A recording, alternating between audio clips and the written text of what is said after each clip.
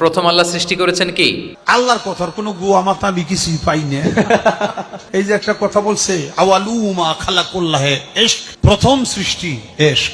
আওয়ালুমা খালাকুল্লাহে মিন নূরি, প্রথম সৃষ্টি নূর। আওয়ালুমা খালাকুল্লাহে আরশ, প্রথম সৃষ্টি আমার আরশ। আওয়ালুমা খালাকুল্লাহে রূহ, প্রথম আল্লাহ সৃষ্টি করেছেন কি? কলম। রুফিআতিল আকলামু ওয়া জাফফাতিস সুহুফ, কলম উঠিয়ে নেওয়া হয়েছে আর যা লেখা হয়েছিল সব শুকিয়ে গিয়েছে। কারণ প্রথম আল্লাহ সৃষ্টি করেছেন কি? কলম।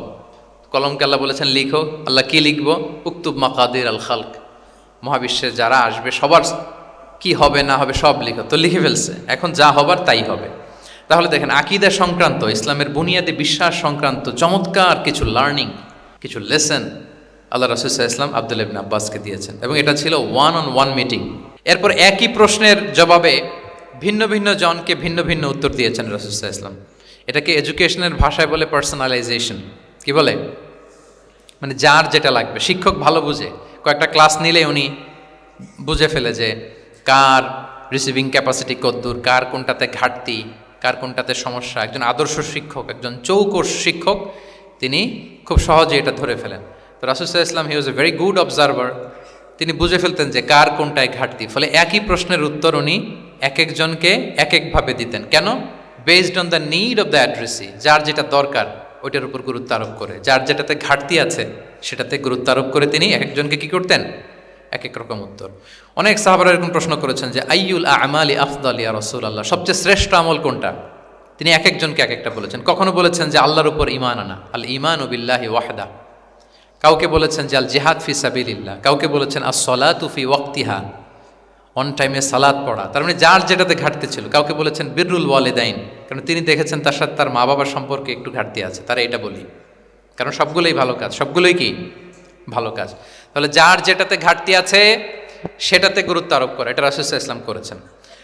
মাঝে মাঝে রাসূল সাল্লাল্লাহু আলাইহি ওয়াসাল্লাম সাহাবীদেরকে, মানে শিক্ষার্থীদেরকে উত্তর জানার জন্য ব্যাপকভাবে আগ্রহী করে তুলতেন। হ্যাঁ, এটাকে আরবিতে বলে তাশবিকুস সামিঈন ইলা মা'রিফাতিল জাওয়াব, উত্তর শোনানোর জন্য আগ্রহী করে তোলা। সেক্ষেত্রে মাঝে মাঝে তিনি একটা দুটো শব্দ ইউজ করতেন। কিরকম? যেমন আওয়ালা আদুল্লুকুম, অথবা আলা উখবিরুকুম, আমি কি তোমাদের বলবো না?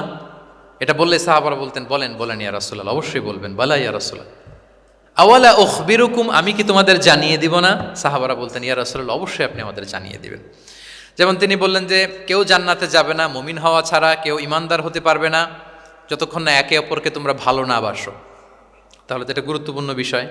একে অপরকে ভালো না বাসলে নাকি মুমিনই হওয়া যাবে না, আর মুমিন না হলে তো জান্নাতেই যাওয়া যাবে না। তখন রাসূল সাল্লাল্লাহু আলাইহি ওয়াসাল্লাম বললেন আওয়ালা আদুল্লুকুম আলা শাইইন ইযা ফাআলতুমুহু তাহাবাবতুম, আমি কি তোমাদেরকে বলবো না এমন একটা আমলের কথা যেটা করলে তোমাদের পারস্পরিক হৃদ্যতা বাড়বে, ভালোবাসা বাড়বে? তখন তিনি বললেন সেটা কি? আফশুস সালামা বাইনাকুম, তোমাদের মাঝে ব্যাপক সালামের প্রচলন প্রসারণ করো, সালামের প্রসার করো, একে অপরকে বেশি বেশি সালাম দাও। ব্যাপারটাকে এইভাবে প্রেজেন্ট না করে উনি যদি বলতেন সাহাবারা বেশি বেশি সালাম দিও, এটা সওয়াবের কাজ অনেক। এটা হচ্ছে একটা প্রেজেন্টেশন। আর একটা হচ্ছে এমনভাবে এটাকে উপস্থাপন করা যে মুমিন না হলে জান্নাতে যাবা না, আর একে অপরকে ভালো না বাসলে মুমিন হতে পারবে না। তোমরা কি জানো কি করলে একে অপরের মধ্যে ভালোবাসা বাড়ে? এরপর রাসূল সাল্লাল্লাহু আলাইহি ওয়াসাল্লাম বলতেন যে সালাম দেওয়ার মাধ্যমে ভালোবাসা বাড়বে। আচ্ছা, মাঝে মাঝে ব্যবহার করতেন আলা উখবিরুকুম, আলা উখবিরুকুম, আমি কি তোমাদেরকে জানাবো না? একবার রাসূল সাল্লাল্লাহু আলাইহি ওয়াসাল্লাম বললেন আলা উখবিরুকুম বিআফদালা মিন দারাজাতিস সিয়ামি ওয়াস সালাতি ওয়াস সাদাকা, আমি কি তোমাদের জানাবো না যে নামাজ, রোজা, সাদাকার চেয়েও বেশি ফজিলতের একটা আমল আছে, সেটা কি আমি কি তোমাদের জানাবো না?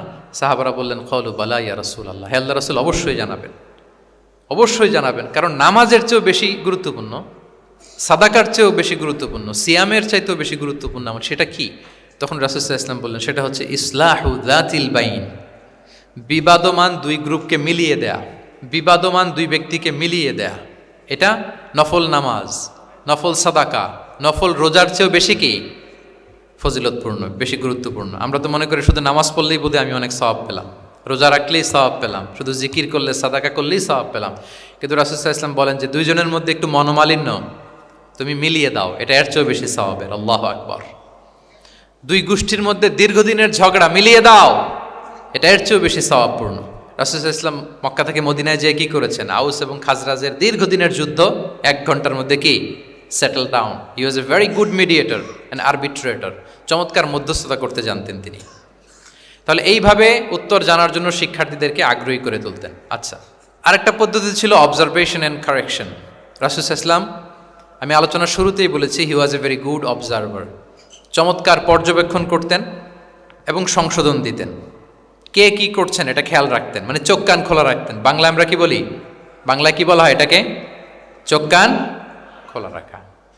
মসজিদে নববীতে এরকম ভুরি ভুরি পাবেন যে রাসূলুল্লাহ ইসলাম কে কি করতেছে অবজার্ভ করতেছে, ওইটার উপর বেস করে তাকে নাসিহা করতেছে। একটা বিখ্যাত হাদিস তো আপনারা জানেন, রাসূলুল্লাহ ইসলাম বসা, এক বেদুইন আসলো, এসে তার উটটা মসজিদে নববীতে বাঁধলো, বেদে 2 রাকাত নামাজ পড়লো, নামাজ পড়ে হাত তুলে আল্লাহর কাছে দোয়া করে, ইয়া আল্লাহ আল্লাহুম্মা রহামনি ওয়া মুহাম্মাদা ওয়ালা তারহাম মা'ানা আহাদা। মানে ও আল্লাহ, তুমি শুধু আমারে রহম করো আর মুহাম্মদ সাল্লাল্লাহু আলাইহি ওয়াসাল্লামের রহম করো, আমাদের দুজনের সাথে আর কাউরে রহম করো না তুমি। বেদুইন তো কি বেদুইন, মরুপল্লীতে বসবাস। আদাবুদ দোয়া, দ্য এটিকেটস অফ দোয়া, দোয়ার যে একটা আদব আছে, অন্যের জন্য দোয়া করলে যেটা নিজের লাভ, এগুলো তো জানে না। আল্লাহ তুমি আমারে মাফ করো, মুহাম্মদ সাল্লাল্লাহু আলাইহি ওয়াসাল্লামকে মাফ করো, আমাদের ছাড়া আর কাউরে মাফ করো না, কাউরে রহম করো না। এটা রাসূলুল্লাহ সাল্লাল্লাহু আলাইহি ওয়াসাল্লাম দূর থেকে বসে বসে অবজার্ভ করছেন আর বললেন, হায় রে, লোকটা একটা প্রশস্ত জিনিসকে সংকীর্ণ বানায় ফেললো। গোটা বিশ্বের সবাইকে যদি আল্লাহ ক্ষমা করে, রহম করে, আল্লাহর রহমের দরিয়ায় কোনো ঘাটতি হবে বলেন তো? হবে? একটা প্রশস্ত বিষয়কে সে সংকীর্ণ করে ফেললো। এরপর কতটা সে বেদুইন কি প্রকৃতির ছিল দেখেন। দোয়া টোয়া শেষে মসজিদে নববীর মাঝখানে বসে পেশাব করা আরম্ভ করছে। বিখ্যাত হাদিস জানেন, সবাই মারতে গেল, রাসূলুল্লাহ ইসলাম থামালেন, বললেন পানি ঢেলে দাও, আর তাকে ডেকে বললেন, দেখো তুমি যে এখানে এই কাজটা করলা, প্রস্রাব করলা, এটা আমাদের এই মদিনার কমিউনিটির এবাদতগাহ। এখানে এই কমিউনিটির লোকেরা নামাজ পড়ে, আল্লাহর জিকির করে, আল্লাহর কিতাব তেলাওয়াত করে, এটা কি ঠিক হলো তোমার? সে তো লজ্জায় অনুতপ্ত হয়ে কাচুমাচু। তাহলে এই যে অবজারভেশন করতেন এবং কারেকশন করতেন। আবার একদিন মসজিদে নববীতে বসা এক সাহাবী এসে নামাজ পড়লেন। নামাজ রাসূলুল্লাহ ইসলাম দূর থেকে দেখতেছেন লোকটা কি করে। নামাজ পড়লো 2 রাকাত, পরে এসে নবীকে সালাম দিল। রাসূলুল্লাহ ইসলাম সালামের উত্তর দিয়ে বললেন, ইরজি' ফাসাল্লি ফাইন্নাকা লাম তুসাল্লি, যাও আবার পড়ো, কারণ তুমি নামাজ পড়ো নাই, মানে নামাজটা ঠিক মতো হয় নাই। ইউ ডিডন্ট অফার ইউর সালাহ in a correct way, proper manner. ওই সাহাবী যে আবার 2 রাকাত পরে আসলেন, রাসূলুল্লাহ ইসলাম একই কথা বললেন, ইরজি' সল্লি ফাইন্নাকা লাম তুসাল্লি, হয়নি নামাজ, আবার পড়ো। আবার পরে আসলেন, আবারও একই কথা। এখন 3 বার পড়ার পরও যখন হয় না, বেচারা ভাবলেন আবার যে বললে তো একই হবে, আমি তো এটাই জানি। তিনি বললেন, মা উহসিনু গায়রাহ, ইয়া রাসূল, এর চেয়ে ভালো আমি আর পারি না, ফাআল্লিমনি ইয়া রাসূলুল্লাহ, হে নবী আমাকে একটু শিখিয়ে দেন কিভাবে পড়ব। রাসূল সাল্লাল্লাহু আলাইহি ওয়াসাল্লাম বললেন, যখন নামাজে দাঁড়াবে, আল্লাহু আকবার বলে দাঁড়াবে, এরপর কোরআন থেকে যা সহজ লাগে পড়বে, তাড়াহুড়ো করবে না। কি করবে না? সবাই বলেন, কি করবে না? নামাজে কোনো তাড়াহুড়ো নাই, নো রাশিং ইন সালাহ, নো হ্যাস্টিনেস ইন সালাহ। নামাজে আমরা খুব তাড়াহুড়ো করি, এটা নামাজের যে প্রাণ, সালাতের প্রাণকে, রূহকে নষ্ট করে দেয়।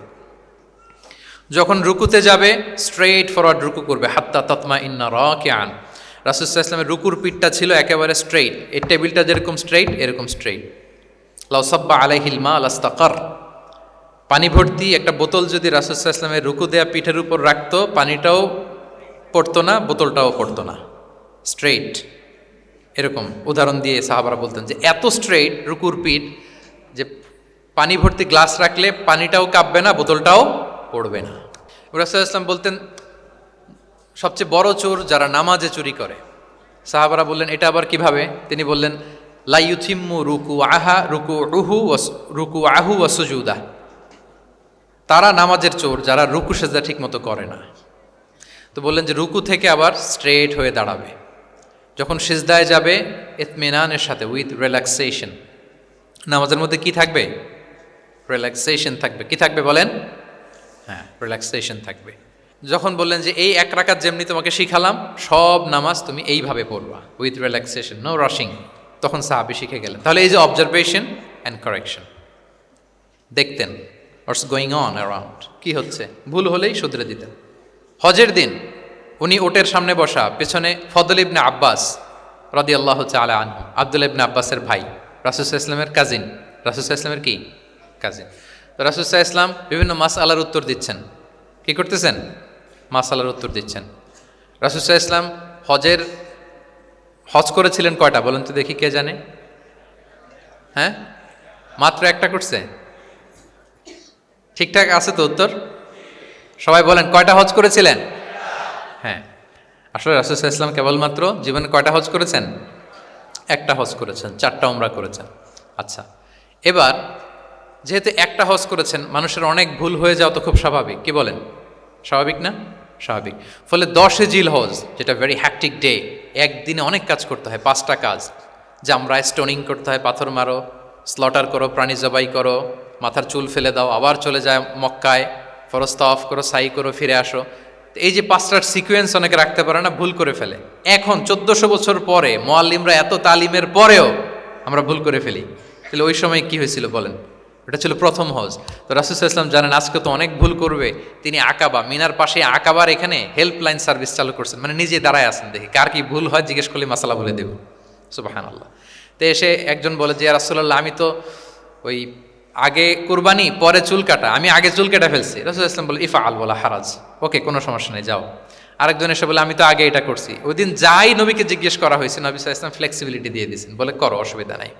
তো ওই যে দাঁড়িয়ে তিনি মাসালা বলতেছেন, পেছনে ছিল ফদল ইবনে আব্বাস, ছোট ছোট সাহাবী, তরুণ। তো খাসাআম গোত্রের এক নারী আসছিল একটা মাসালা জিজ্ঞেস করতে, and she was a very beautiful lady, বেশ সুন্দরী ছিল।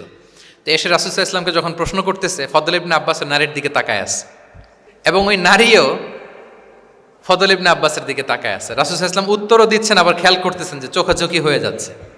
যখনই তিনি অবজার্ভ করলেন যে ফদল ইজ ক্রসিং দ্য লিমিট, একবার চোখ পড়তে পারে, তারপর তো নামিয়ে ফেলতে হবে, সে যখন তাকিয়ে আছে, নারীও তাকিয়ে আছে, তখন রাসূল সাল্লাল্লাহু আলাইহি ওয়াসাল্লাম কি করলেন? ওয়াজআলান নবী সাল্লাল্লাহু আলাইহি ওয়াসাল্লাম ইয়াসরিফু ওয়াজহাল ফদলি ইলা শিক্কিল আখার, সাথে সাথে ফদলকে বললেন, ফদল ওইদিকে না, এদিকে তাকাও। এটা সরাসরি হাদিসের অনুবাদ করে শোনাচ্ছি, আমার পক্ষ থেকে না, এবং বুখারীর হাদিস। ফাজআলা ইয়াসরিফু ওয়াজহাল ফদলি, ফদল ইবনে আব্বাসের চেহারাটা রাসূল সাল্লাল্লাহু আলাইহি ওয়াসাল্লাম ঘুরিয়ে ফেললেন যে ফদল ওইদিকে তাকানো যাবে না, এদিকে তাকাও। ফদল রাদিয়াল্লাহু তাআলা আনহু নিজেকে সামলে নিলেন। এই যে this is the point, observation. এটা কি বলে? Observation and correction. রাসূল সাল্লাল্লাহু আলাইহি ওয়াসাল্লাম he was a very good observer, what's going on around, কি চলতেছে সব দিকে চোখ কান খোলা। বাংলায় কি বলে? বাংলায় বললে বুঝবেন ভালো, চোখ কান খোলা রাখতে হবে। তো রাসূল সাল্লাল্লাহু আলাইহি ওয়াসাল্লাম খেয়াল করলেন এবং ওনার চেহারা ঘুরিয়ে দিলেন। এভাবে তিনি কেউ ভুল করলে শুধরে দিতেন। এবং শুধরে দেওয়ার আরেকটা নিয়ম রাসূল সাল্লাল্লাহু আলাইহি ওয়াসাল্লাম, আল্লাহু আকবার, অনেক পয়েন্টস এখানে, যে কিভাবে তিনি অন্যের ভুল শুধরাতেন। আমরা কিভাবে ভুল শুধরাই? বাংলাদেশের যে টেন্ডেন্সি, কেউ ভুল করলে আর মাইক্রোফোন যদি পাই যে মাহফিলে, এইবার তো পাইছি ওই বেটারে, ও কাফের, ওর দাদা কাফের, ওর 14 গোষ্ঠী কাফের, ও মারা যাওয়ার পরে যেখানে কবর দিবে, ওই কবরের উপর যে ঘাস উঠবে, ওই ঘাস যে গরু খাবে, ওই গরুর দুধ যে খাবে, ও কাফের। মানে 14 গোষ্ঠীকে কাফের বানাই দিচ্ছে।